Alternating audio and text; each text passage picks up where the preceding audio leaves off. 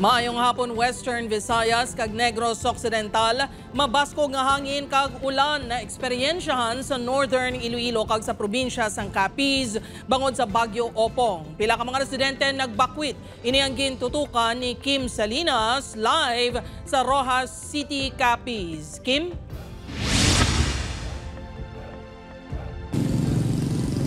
Jert, antes naghaganagan ang ulan sa Northern Iloilo kag Capiz subong nga hapon na eksperyensya na anay sa mga residente ang halit ni Bagyong Opong. Wala untat ang pagbubo sang ulan humalin kagabi tubtob kay nasang aga kadungan sa paglandfall sang Bagyong Opong sa pungsod. Ang pag-inulan ang nagtuga sa pagbaha sa pila ka lugar. Sa sitio Ansag, poblasyon Sur, Balasan, Iloilo, makitaan ang pagbutang sang lubig sa katapos ng BFP agud may mauyatan ang mga pumuluyo nga naga-evacuate. Isa sa mga ini si Nanay Edralin nga gilayon nagbakwit. Nahadlo kuno ini nga maeksperiensyahan man ang golpiyada nga pagsaka sang tubig baha pareho sang dala sang Bagyo Ursula sa 2019. Makahaladlok gid sir makahitabo. Maayo lang sir kay nga ang akon kabataan gyud dalagko na sa tunga time. Mga dalagko na sila. Ang amon lang gid si masib lang namon ang nanay ko lang gid sir. Na-situate ni sila malapit sa amon nga ang nabitasan malapit na siya sa likod sang Bangon River at the same time ang amon nga pumuluyo dira sa Ansag malapit man na siya sa amon nga Ansag nga creek. Wala naman nagrisgo ang pila ka mga motorista nga maglabay sa dalan niini sa Balasan bangod mataas na ang tubig baha. Ang mga residente sang Barangay Canoan, Estancia, Iloilo naka-eksperyensya man kuno sang tagadughan nga baha. Sa Piax ni, may pila ka residente nga wala nag-evacuate.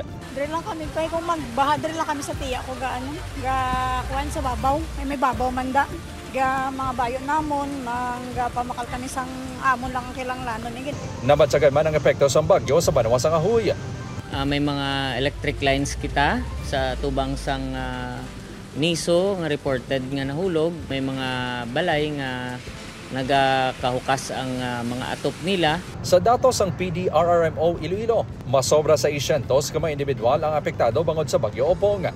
May isa kita ka bridge sa Pasay City nga hindi na magihan ang Agtabo Bridge sa Pasay City. May power interruption man kita sa Banwasang Pasay involving 17 barangays kag isa ka barangay sa Tubungan. Wala man nakaluwas ang probinsya sang Capiz sa epekto sa Bagyong Opong. Bangod sa mabaskog nga hangin, naguba ang porson sang atop kag kisame sang isa ka balay sa Pilar, Capiz sang matumbahan sang puno sang lubi. Sus, pag nabot din namon sa pertahan, lumagapok gidason niya. Si Papa ay naka-atras, abot gidya sang kahoy sa ulo. Sa datos ng PDRMO Capiz, masobra 45 naman ka barangay ang ginreport nga ginbahaan. Masobra naman 1,000 ka individual ang apektado. Kulang nag-instruction si Gov nga i-check yun ang ara sa evacuation centers kung kailangan na nila sang assistance. So nag-preparar kami, base by this afternoon maka-move out kami to maka-augment kita kag makabulig siya nga kung sinong ara sa mga evacuation centers.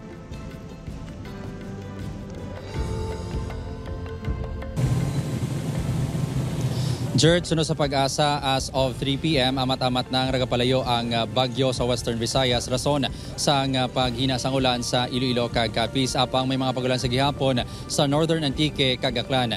Ginalauman nga mangin maayo ng tiyempo buwas sa hapon. Jert? Madamo gen nga salamat sa update Kim Salinas kag Halong Kabudira.